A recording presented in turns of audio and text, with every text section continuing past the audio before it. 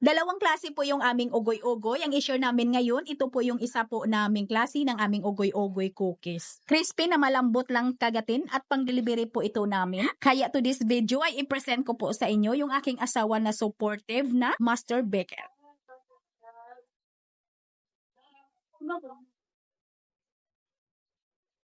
Yung mga master baker ay magkaiba ng diskarte at magkaiba ng timplada. Siyam na kilo po yung ginagawa niya lagi dito, pero to this video ay bibigyan niya lang po tayo ng 3 kilo lang na harina. Para sa ating 3 kilo na harina mga palangga, ito po yung ating mga ingredients dito lang po sa ating video script. Ganon lang din yan mga palangga. Pagkatapos po nating nailagay lahat yung ating mga ingredients, saka na po yung ating tubig at pagkatapos ay tunawin lang po natin yung ating mga dry ingredients bago po natin ilagay dito yung ating harina. Pagkatapos natin itong masahin ay hindi po natin ito idiretso na pasadahin sa ating dough roller, ay iris muna natin ito ng mga 9 na oras or pwede ding overnight. Minasan niya po ito ng alas 8 ng umaga at pagkatapos ay tinakpan yung ating dough at pagkatapos ay simpre niris siya ng 9 na oras at pag alas 5 ng hapon ay doon niya na po pinasada. Nilapad niya po yung ating dough at ayan gawan niya po ng second dough or yung ating oil dough. Ito po yung ipapahid niya doon sa ibabaw sa nilapad niya po na dough.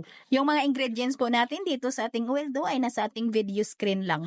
Kung gusto mong subukan itong ating recipe sa maliit lang na recipe o sa kaunti lang na harina, dapat 1 kilo at kalahati na harina yung subukan mo at yung ating mga ingredients dyan sa ating video screen ay hatiin mo lang. At yung ating oil dough din dyan or yung ating second dough ay hatiin mo lang din. Ayan, at pagkatapos ay ipinahid niya yan dito sa ating dough. Ang tawag po namin dito sa proseso na ito ay sipad. Sipad po yung tawag namin dito. Iwan ko ba kung anong tawag dito sa iba. At nilagyan niya po yan ng harina at niroll po ng higpit. Sa mga matagal ko na ditong followers ay nakikita na din nila yung recipe ko, yung gawa ko din na ugoy-ugoy. At ni-ribbon ko po yung pag-form na yon. Kumbaga ugoy-ugoy ribbon. Ayan ang mga palangga at pagkatapos niyan ay padaanan niya yan sa ating dough roller ng panipis. Doon niya po yan padaanan sa ating dough roller. At kailangan ay manipis ho yan. At kung matagal na kitang followers ay siguro naman ay nakikita nyo na po ito yung asawa ko ng ilang beses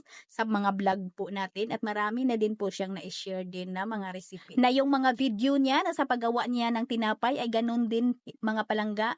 Nilagyan ko lang po ng voice over kasi hindi mo naman yan mapagsalita. Mahiyain yan pero supportive yan sa akin ha. Kagaya nito yung gawa niya ay kinuhanan niya ng video kasi ako mga palangga ay busy talaga ako sa mga time na ito kasi tumanggap po ako ng mga cake na pa-order kaya hindi po ako nakapag-video kaya siya na lang pong gumagawa ng ating content or yung ating recipe. At hayaan nyo mga palangga, marami pa kayong aabangan yan sa mga recipe ng asawa ko na mga tinapay na pang-delivery. Ay tuloy-tuloy na ho po yan kasi ay nakiusapan ko na yan na kung pwede ay mag-video din siya. Kasi mahiyain din yan eh. At hindi lang sa mahiyain ha, lalo na pag marami siyang ginagawa ay tamad siya mag-video-video kasi ano daw sa oras. Parang atrasado na sa kanya, magkuha-kuha pa siya ng video marami siyang ginagawa, busy siya. Tamad din siya. Pero ngayon, go na yan for the vlog kasi may assistance na yan eh. Mantika nga pala yung pinahid niya mga palangga diyan sa ating dough ha. Daldal ko kasi.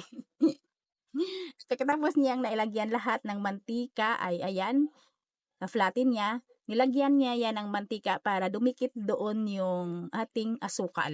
Alam ninyo mga ga, matatawa na lang po kasi kami pag may pumasok dito ng mga kaibigan namin, may bisita kami ay sinasabi nila na ay nako, ba't sinulo lang daw naming dalawa yung paggawa ng tinapay, ba't isa lang daw yung panadiro namin, at kahit may panadiro daw kami ay ba't kami pa daw gumagawa, at pagkatapos ba't hindi daw kami magdagdag ng panadero. Ay wala lang mga palangga, wala lang po kaming maisagot kasi hindi din nila alam yung takbo po ng negosyo. Sa mahal po ngayon ng ating mga ingredients ay kailangan po ay marunong talaga tayo. Ang sagot lang po namin hanggang kaya pa namin ay kikilos po kami. para makatipid din po tayo sa ating pasahurin. Yung dough po natin na may pahid na mantika ha, yun po yung idiin po natin sa may asukal para dumikit po yung ating asukal. At isalansan lang po natin ito. At pwede na po natin itong isalang agad na mga palangga at kailangan ay mahina lang pong apoy natin dito. Para yung ating ugoy-ugoy na ito, na yung ating recipe na ito ay hindi po magbitak-bitak or yung hindi po maghulo-hiwalay. Kasi sipad po nga ito eh. Ang kailangan lang po dito ay mahina lang po na apoy. Ay napakasarap naman talaga ito na yung isang balot mo dito ay hindi ka talaga maumay or kulang mo pa kainin. Kasi malinamnam nga talaga na malambot lang siya kainin, crispy na malambot lang po siya kagatin. At abangan nyo pa mga palangga yung isang klase niya po na ating ugoy-ugoy na ibang version naman, na ibang proseso at iba ding templada. Abangan nyo lang. At may kulay pa yun. Ayan, isa lang natin yan agad. Huwag nating hayaan na matunaw yung asukal diyan sa ibabaw. Kailangan na isa lang na po yan natin agad sa may preheated oven na 170 degrees Celsius, 160 to 170.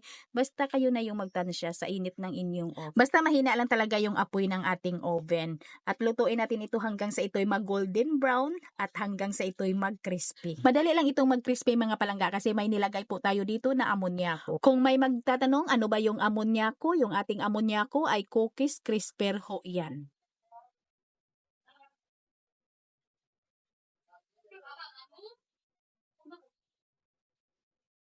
Yung amonyako ay mabibili lang po yan natin sa mga baking store. Ito mga palangga pang delivery po namin at alam nyo tag-pesos lang po yung bintahan nito ha, yung isa ay malaki na po yung tutubuin po natin sa 3 kilo. Marami na po yung maripak o yung mabalot. At kunti lang naman yung costing po natin ng ating mga ingredients dito. Simple lang naman yung ating mga ingredients dito. Sana may natutunan, sana nagustuhan po ninyo yung video natin for today. Magkita-kita po tayong muli. Ito pong inyong lingkod, Kainday Junati Napay. Maraming salamat at bye-bye.